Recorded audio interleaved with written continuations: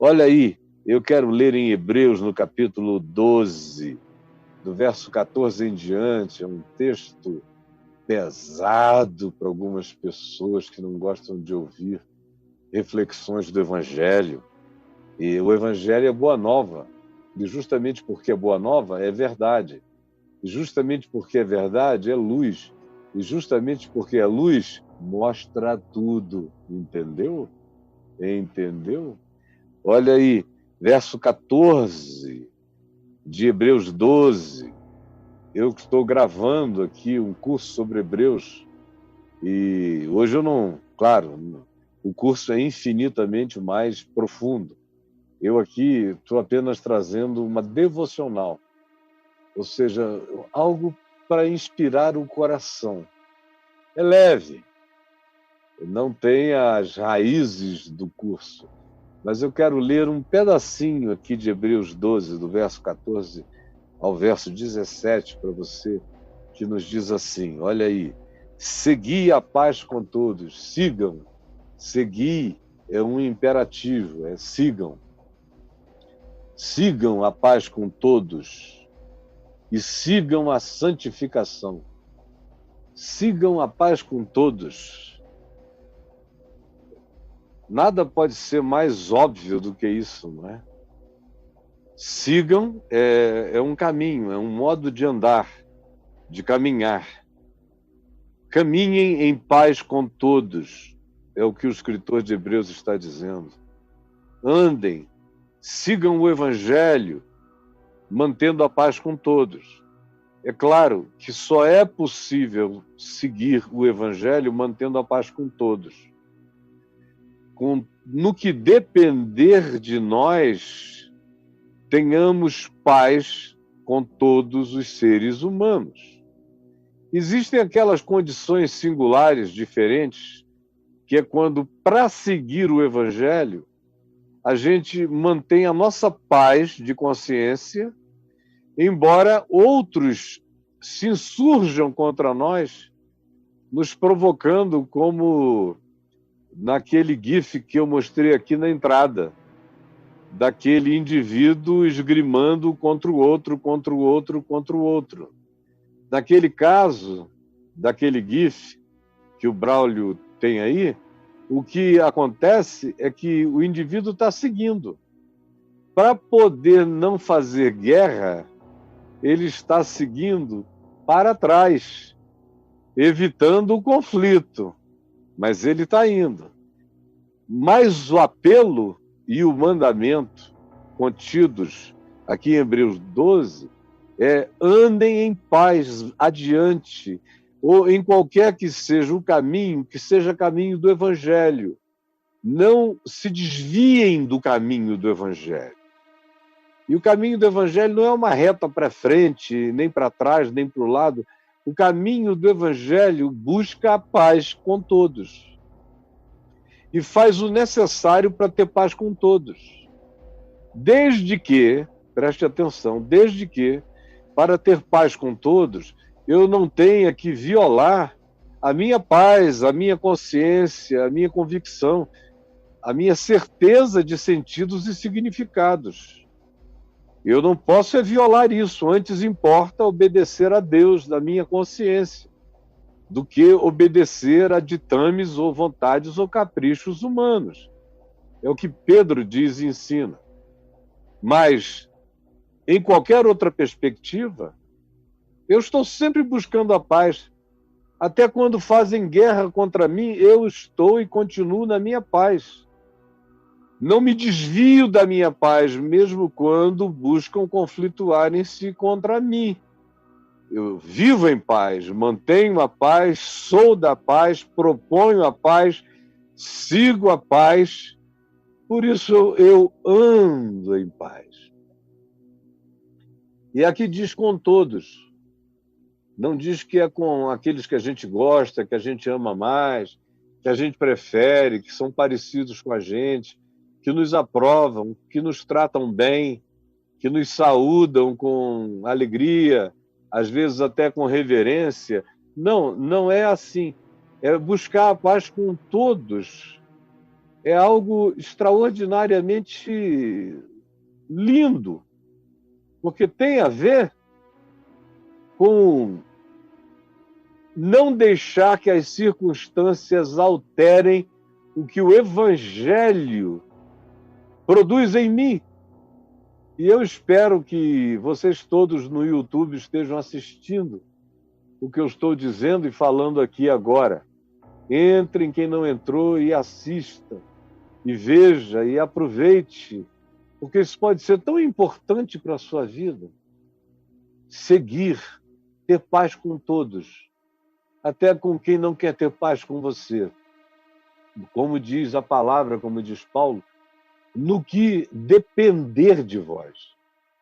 No que depender, na parte que diz respeito a vocês, tenham paz com todos, busquem pacificação com todos os homens, porque isso é doce.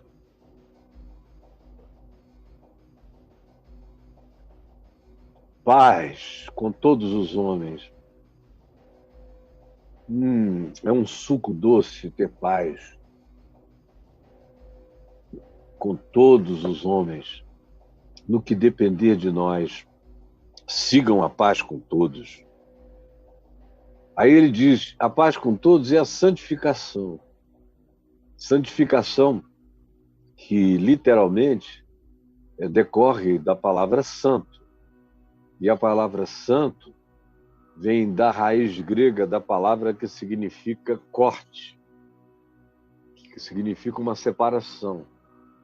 Não é uma separação dos homens, senão isso seria uma contradição de termos com o que Jesus ensinou. Jesus mandou ser a luz do mundo, ser o sal da terra.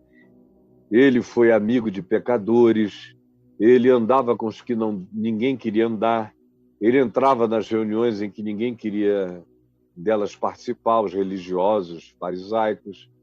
Ele ia a banquetes que religiosos não frequentavam.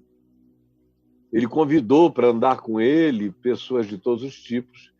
E ele mesmo disse que meretrizes, publicanos, pecadores, nos precedem a muitos religiosos fanáticos, e que não conhecem Deus, nem o amor de Deus, nem o amor ao próximo, e que estavam ao lado de Jesus perturbando.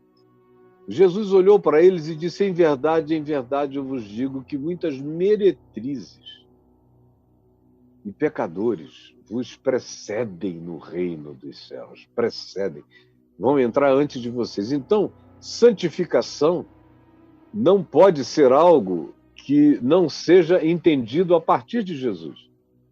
Quando se fala em santificação, tem muita gente que pensa em santarados por aí, muitos santos tarados, doidos, ou tomam como referência os monges que se retiraram para as cavernas, que fizeram sacrifícios de décadas e décadas em cima de postes, fazendo xixi e cocô no chão, comendo do que os passantes davam a eles no deserto.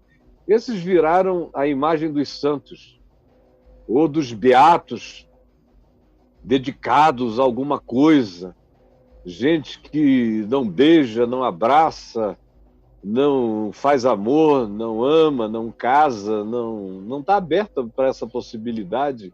Esses se separaram de tudo, às vezes se masturbando 10 vezes por dia, no catre, na cela, no banheiro, mas sem ter mulher, sem ter homem, sem ter ninguém, afastados do mundo, com aquela cara beata, são chamados de santos.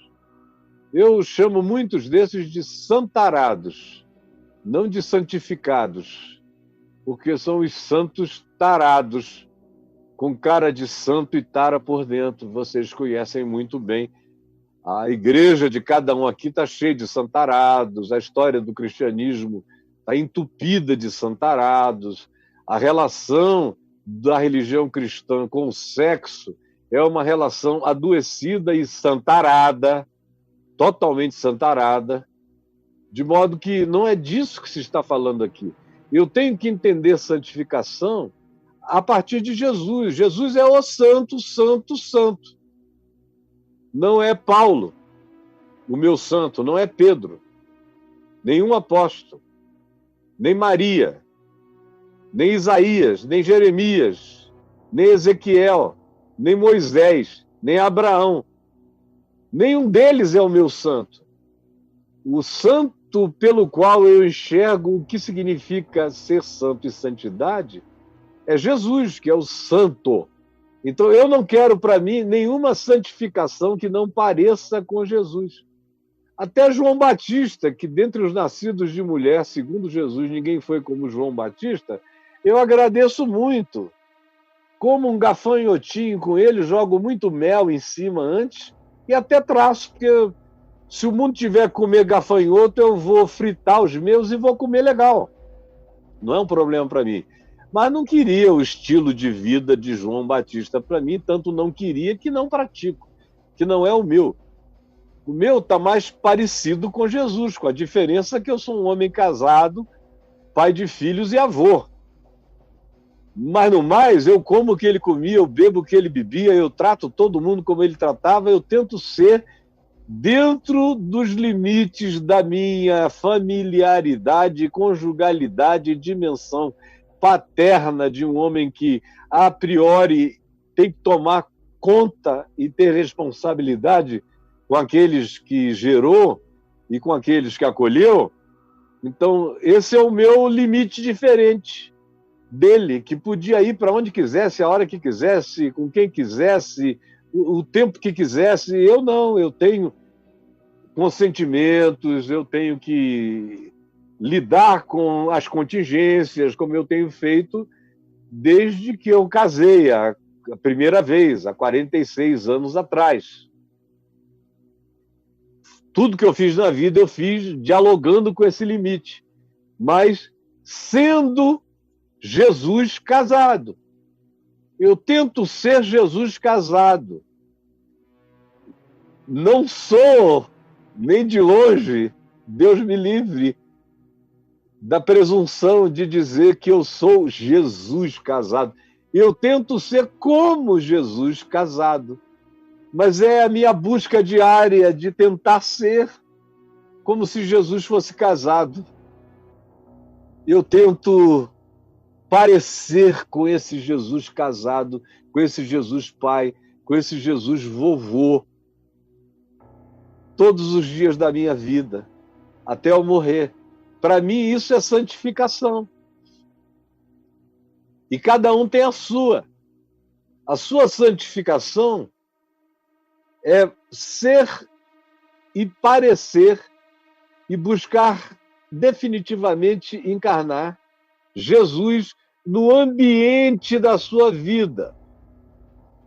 Como um adolescente que está me vendo e me ouvindo aqui, é ser Jesus adolescente, ser Jesus jovem, ser Jesus casado. Como eu tive também que tentar ser Jesus divorciado. Bem no início, quando eu me divorciei, eu fui tudo menos Jesus divorciado. Mas depois eu fui buscando outra vez, tomando fôlego para reaprender a ser Jesus casado a segunda vez. Aprender a ser Jesus não apenas pai dos meus filhos e dos netos biológicos ou da minha extensão familiar imediata, inicial, original.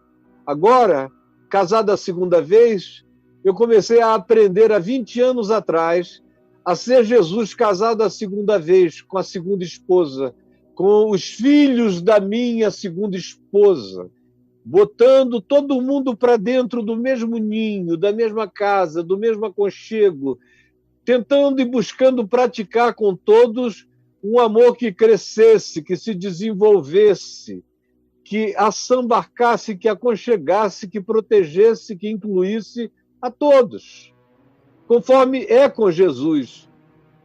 Esse é o Espírito de Cristo. Ser alguém que pratica a santificação não é nada diferente do que praticar Jesus no ambiente da sua vida, da sua contingência existencial. Não é ser um santarado, você me entendeu? Até porque ninguém se torna muito mais santo do que a sua geração.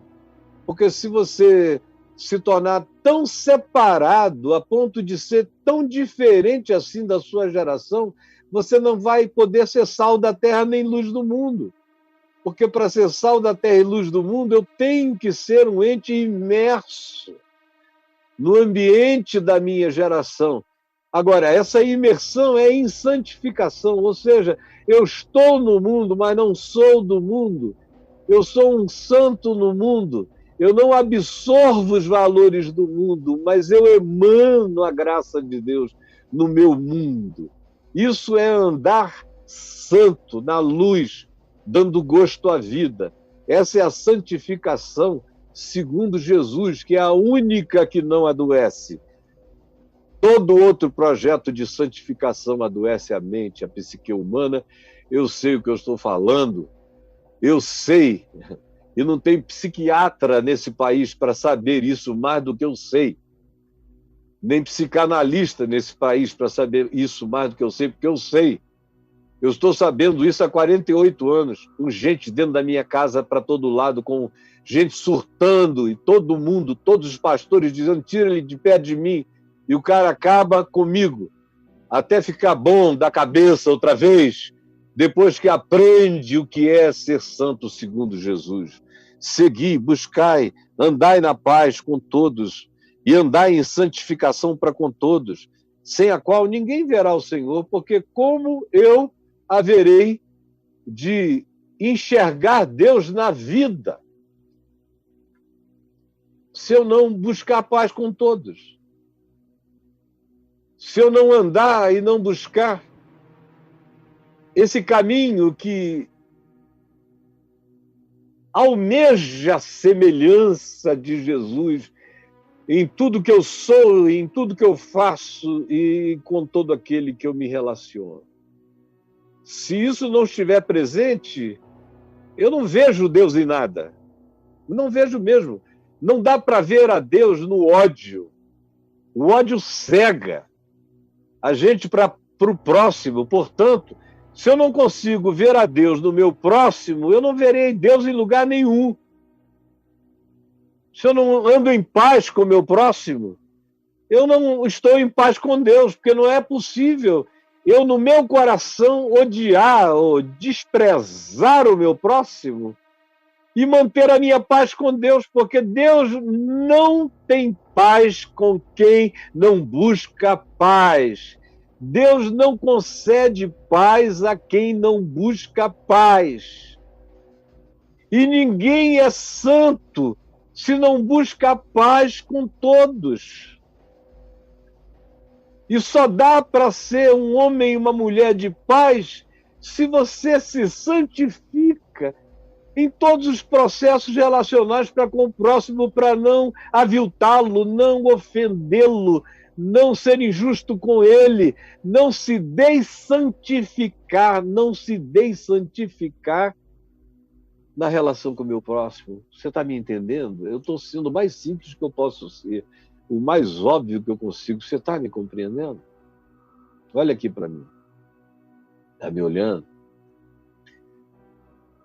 E façam isso atentando diligentemente. Façam isso, sigam a paz, sejam santificados segundo Jesus, atentando diligentemente, com muita atenção, sabendo que isso é vital, para que ninguém seja encontrado como um ser faltoso, como um cara que diz que é de Deus, que é de Cristo e vive contra o Evangelho. São esses que estão aí santaradamente aos milhões, proclamando com um ódio indizível coisas impensáveis, fazendo isso em nome da moralidade do cristianismo contra o próximo, cheios de ódio, tomados de pecado no coração e não de santificação. Se santifica não em relação ao próximo, se santifica em relação ao pecado. O santo é quem corta o pecado na vida e inclui o próximo na existência. O santo é quem corta o pecado na vida e inclui o próximo na existência. Isso sem teologizar, sem dizer que em Cristo eu já estou santificado. Não, não, não, eu estou sendo simples. Estou falando daquilo que tem a ver com o que você tem que fazer. Não é com o que Jesus já fez. Isso eu sei que ele já fez. E é porque eu sei que ele já fez que eu faço tudo que eu faço com essa facilidade. Porque já está feito por ele em meu favor. Agora eu tenho que fazer isso em favor do próximo. E quando eu faço em favor do próximo, eu faço em meu favor. Porque eu deixo de ser um faltoso. Eu vou me santificando e crescendo em paz, e fazendo assim eu não me torno um faltoso, eu não minto contra a verdade, eu não minto contra o ensino do Evangelho segundo Jesus. Atentando diligentemente para que ninguém se torne faltoso. E assim, se tornando faltoso, ambivalente, ambíguo, gostando de guardar a sombra, romancear a sombra, não para iluminá-la, mas para guardá-la num recôndito impenetrável do seu ser. Fazendo assim, você será sempre faltoso para com a luz do Evangelho, para com a santificação, para com a paz com todos. Atente nisso, com toda a diligência, preste atenção, para que você não mergulhe na faltuosidade de uma existência que acaba se transformando numa encenação de santificação que Deus sabe e os próximos a você também sabem que é mentira, porque você é um faltoso para com a paz e para com a verdade. E se você assim for, você se separa da graça de Deus. Ai, ai, ai, ai, ai, ai, ai. Ai, ai, ai, ai, ai, ai, ai. Seja atento, diligente, para que você não seja faltoso para com o Evangelho, para com a paz, para com a santificação, para com a palavra de Cristo. Porque se você sistematicamente se tornar um ente faltoso, se você der razão à sua faltuosidade, ou mesmo que você não dê razão, que você seja daqueles que diga, puxa vida, diga para si mesmo, eu estou todo estragado aqui. Todavia, não faz nada para consertar. E com o passar do tempo, quando a gente começa a reconhecer aquilo que em nós gera afastamento do amor, separa a gente do amor ao próximo, do amor à verdade, separa a gente, portanto, da santificação segundo Jesus, separa a gente da paz, e a gente não anda mais na paz. E esse andar em paz não é um faz de conta exterior, é andar na paz no coração, é não ter mais guerra no coração contra ninguém, não ter mais guerra no coração contra ninguém. Isso é andar em paz com todos, é não ter guerra no coração contra ninguém. Isso é estar atentamente, diligentemente, olhando as coisas com o objetivo de que a gente não exista uma vida de falta, de não complementariedade, de não plenitude, de não enraizamento, de não absorção da palavra. É isso que faz falta. E é isso que nos faz faltosos. E é isso que nos separa da graça de Deus. É quando eu me acostumo a viver separado do que eu sei. O que me faz ser faltoso para com a graça de Deus é aquilo que eu admito como uma vida em estado de falta para com o Evangelho, mas que eu digo a mim mesmo que é assim que é e é assim que eu viverei. Portanto, essa falta de complementariedade, de compromisso, de raiz consciente, embora eu tenha consciência disso, em relação ao Evangelho, é o que me afasta da graça de Deus. Me afasta da graça de Deus. Me separa. Me faz dizer, não, eu não quero viver na graça. Eu vou viver por conta própria. Quando eu digo que isso eu assumo, quando eu digo, olha, Jesus, desse departamento aqui cuido eu. Cuido eu. A tua palavra é muito interessante para alguns aspectos da vida. Agora, desses departamentos aqui, cuido eu. Como eu vejo cada vez mais as pessoas fazerem. Eu prego o Evangelho, aí eu aplico a palavra ao cotidiano, a hoje, ao aqui e agora. A relação familiar, relações com o próximo, a relação com o bem, propriedade, dinheiro, o relacionamento com como ganhar dinheiro, a relação com a política, com tudo isso. Quando o Evangelho cai em cima disso, na mesma hora um monte de gente começa a escrever, eu caio, pelo amor de Deus, prega só o Evangelho, não se meta em política. Aí eu digo, eu não estava me metendo em nada, eu só estou aplicando o princípio do Evangelho a isso. Mas eles entendem que pregar o Evangelho é não sair de um texto. Se você pega aquele texto e o faz cair, tira daqui o texto inteirinho, o suco do texto, e o deita aqui, pronto. Eu já não estou mais pregando o Evangelho, porque eu peguei o suco do Evangelho e apliquei aqui, ao microfone. Apliquei a esse monitor que está aqui na minha frente. Apliquei a esse celular que está aqui, transmitindo.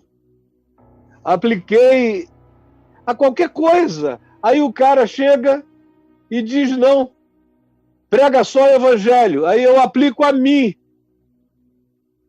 Aí falo da minha alma, ainda tem gente que diz, agora você está querendo aparecer.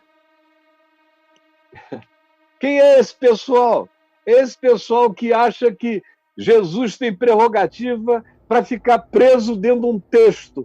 Mas se a palavra dele sai de um texto e recai sobre a vida, eles já não gostam. Porque quem são eles? São os que dizem, Jesus, faz gestão desse teu lado, porque desse aqui eu tenho os meus coaches, eu tenho os meus consultores, eu tenho os meus livros, não te metas nisto. Que tu fiques contido ao ambiente dos evangelhos, quando muito aos apóstolos, e olhe lá. Mas não incidas sobre a minha vida. Esse é o cara que se afasta da graça de Deus. O indivíduo que se afasta da graça de Deus é aquele que se entrega à sua disposição mental. É aquele que acha que atingiu um patamar em que ele julga o Evangelho já não julga mais. Ele já começou a querer que o coach dele tem mais a ensinar do que Jesus. Jesus cabe no ensino do coach dele. Agora, o ensino do coach dele não sobrevive ao ensino de Jesus. Por isso ele não quer. Ele tenta enfiar Jesus lá. Você é desses caras. Por isso você está tão... com erisipela, parece que ele está com herpes zoster. É você. Ardendo, queimando. Eu só estou dizendo que o indivíduo que se entrega à sua própria disposição mental reprovável, esse é o indivíduo que se afasta da graça de Deus. É aquele que diz, quem cuida disso aqui sou eu. É aquele que quer Deus como alguém que faça a aspersão de alguma bênção em cima dele.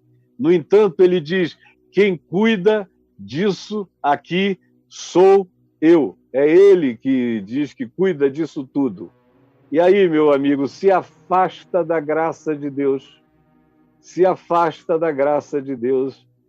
A gente precisa não cair mais. Fica firme aí. Em nome de Jesus. E esse cara que diz que Jesus fique lá, porque ele sabe aonde Jesus entra, aonde Jesus cabe e aonde Jesus não cabe, é esse mesmo indivíduo que se afastou da graça de Deus. E veja se não é seu caso. Porque você está vivendo por conta própria. Eu não quero viver por conta própria. Deus me livre. Eu quero ser cuidado. Eu quero ser iluminado. Eu quero ser guardado. Eu quero ser protegido. Eu quero ser totalmente abraçado pelo amor de Deus. Eu quero entregar o que eu sei a Ele. Eu quero que Ele diga o que fica e o que não fica. O que é e o que não é. Eu peço a Ele que me salve da arrogância de dizer aonde Ele entra ou aonde Ele não entra. Eu peço a Ele que me salve de ser aquele que diga qual é a bênção que eu quero e qual é a bênção que eu não quero, que eu não preciso. Deus me livre de dizer a Ele o que Ele tem que fazer comigo. Eu me entrego a Ele para que Ele seja o Senhor da minha vida, para que Ele faça absolutamente tudo em mim e comigo, na minha existência. E eu abro mão da minha suposta razão e dou razão a Deus no Evangelho. Dou razão a Deus no Evangelho. Dar razão a Deus no Evangelho é manter-se na graça de Deus. Não dar razão a Deus no Evangelho é se afastar da graça de Deus. É se afastar, é trágico, mas é infelizmente simples assim. É se afastar da graça de Deus, separando-se da graça de Deus, e nem haja alguma raiz de amargura que brotando vos perturbe, e por meio dela muitos sejam contaminados. É outro mandamento, não deixa. É claro que é sequência de tudo. Se você não tem paz com Deus, se você não segue a santificação, se você, portanto, é encontrado faltoso em relação à santificação, e a santificação é o estilo de vida segundo Jesus, segundo o Evangelho, é a santificação, se encontrando faltoso, segundo o desafio do Evangelho, se separa gradualmente à medida em que vai privilegiando a sua opinião contra Cristo. Aí o que acontece? O seu coração se afasta da pacificação de Deus em você. E aí ele se torna um lugar completamente aberto para ser um campo de semeaduras de amargura. Quando você se afasta da graça de Deus, o seu coração vai se tornando um campo de semeadura de amargura. Um campo de semeadura de amarguras. É a coisa sequente. Não é uma imposição aqui do texto, não, é a lógica. Também não haja alguma raiz de amargura, que é o que brota normalmente nesses casos, nessa circunstância, nesse ambiente. Ele é ideal para fazer a raiz de amargura brotar e vos perturbar. Vos perturbar, tirar todo o sossego mental, toda a inteireza de raciocínio e de emoção, conturba a mente, a alma, desalinha, tira todo o alinhamento interior. Você perde o alinhamento. Sua psique já não está mais sob a obediência da consciência que se submeteu ao Evangelho de Cristo, que é a mente de Cristo. E aí, não se submetendo, entra num estado de desalinhamento. Desalinhou, fica aberto para a semeadura de todo tipo de raiz de amargura que perturba você, adoece você profundamente mais. Você está me entendendo? Profundamente mais. Ai, meu Deus. Profundamente mais. Brotando vos perturbe. E olha só, e por meio dela, muitos sejam contaminados. É uma raiz de amargura, cara, você não tem nem ideia do que ela pode fazer. Quando ela entra na gente, às vezes ela fica anos e anos e anos e anos na existência de tantas pessoas que eu conheço, gente boa, mas sofrendo de raiz de amargura há muito tempo. E aí vai perturbando tudo em volta. Perturba o casamento, perturba o trabalho, é óbvio, né, que perturba a família, perturba a relação com os filhos, vai perturbando tudo, todos os nossos vínculos vão sendo afetados, é uma extensão, é um desastre, parece uma radiação maligna que faz a tua mente ficar toda convulsionada e a tua alma e o teu espírito, você perde o sossego interior, perde o ninho, como eu falei ontem, perde o ninho, perde o aconchego e entra em perturbação mental e psicológica e irradia, se transforma num centro de irradiação, de contaminação, prejudicando a outros, alterando outros. As pessoas são alteradas por nós, pelo nosso estado de espírito. A gente pode chegar e conosco a paz, ou a gente pode chegar e conosco a perturbação.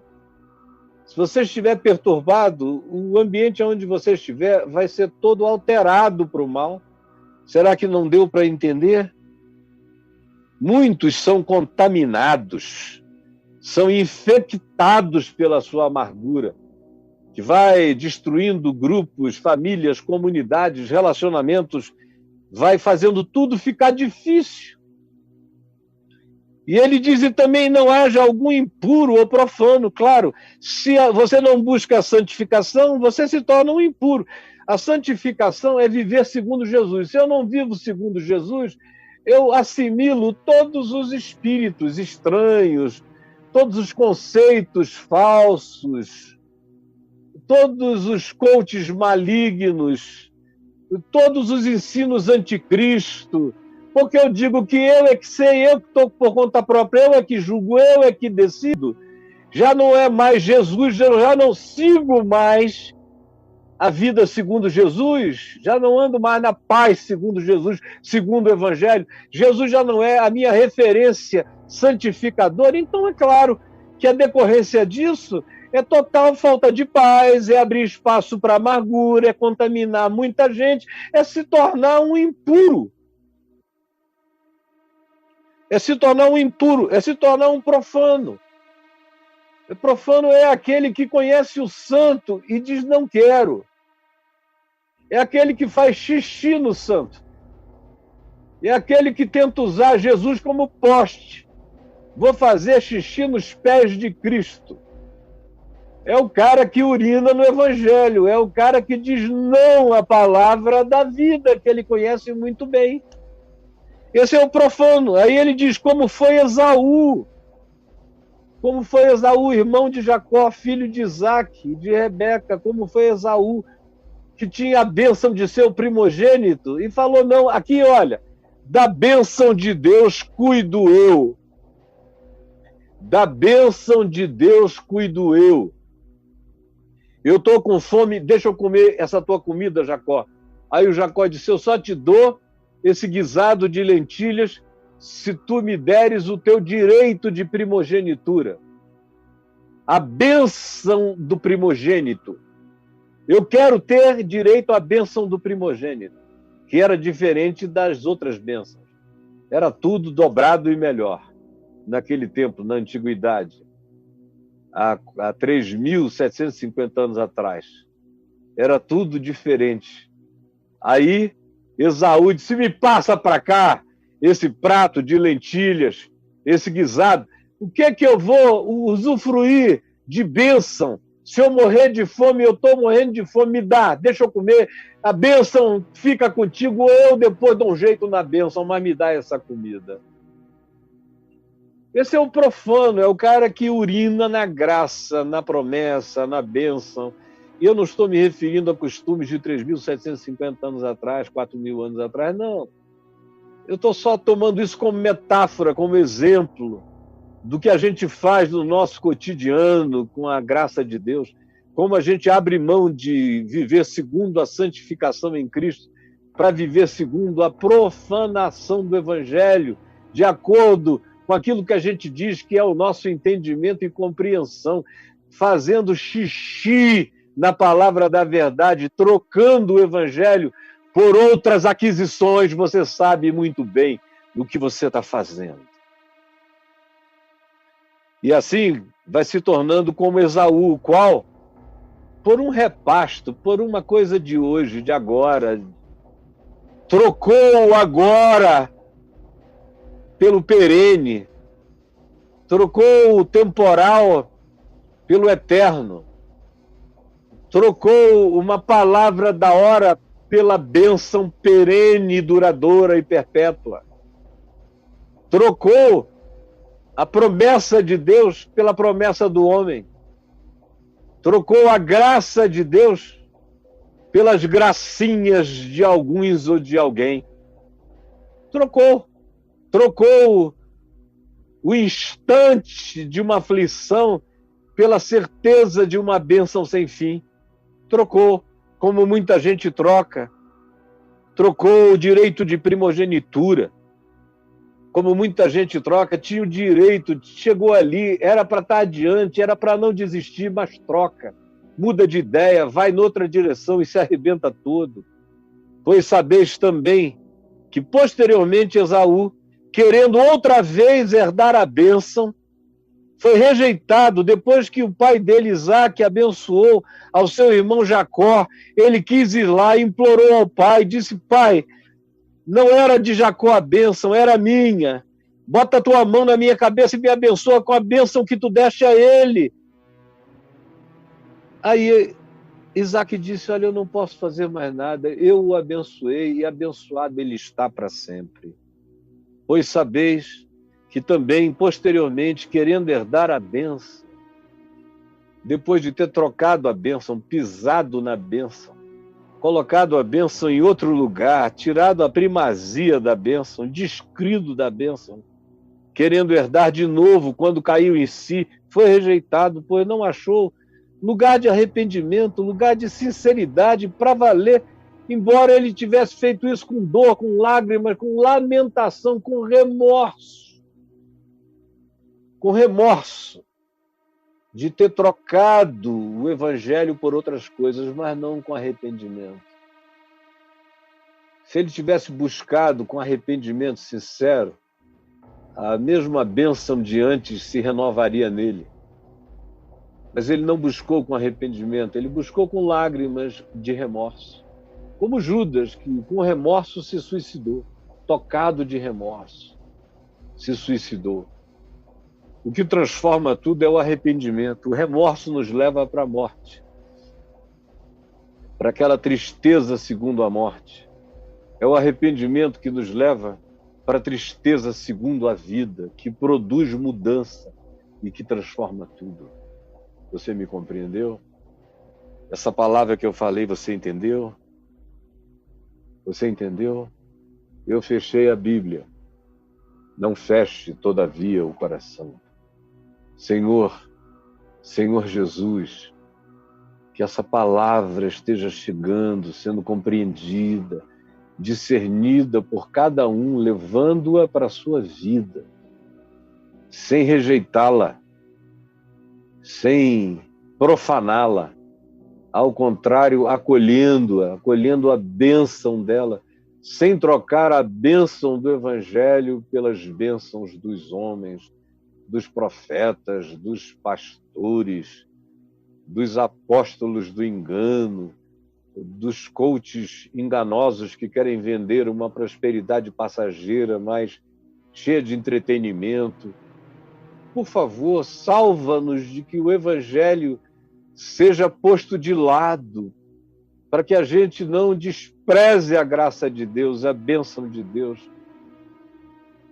Que nós aprendamos a acolher o que possa passar pelo filtro da palavra por inteiro, ao invés de desprezarmos a palavra porque algo que para nós parece novo não se coaduna com ela, então trocamos-la por outras coisas e desprezamos a tua graça, nos tornamos impuros, perdemos a bênção e depois só ficamos tocados de tristeza e nunca aprendemos o caminho do arrependimento que restaura a vida. Por favor, ajuda-nos a entender como é que é o Evangelho, como operam as realidades do reino de Deus. E ajuda-nos a buscarmos alinhamento, que as nossas sensações e emoções fiquem sob a nossa alma e a nossa alma sob a nossa consciência espiritual. Ajuda-nos a alinharmos o nosso ser, a não perdermos o alinhamento, para que nós não nos tornemos seres perturbados, tangidos por amargura, ódio, ressentimento.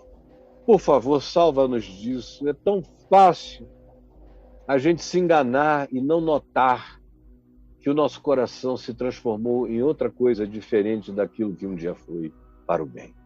Eu te peço, em nome de Jesus, ilumina-nos agora. Amém e amém.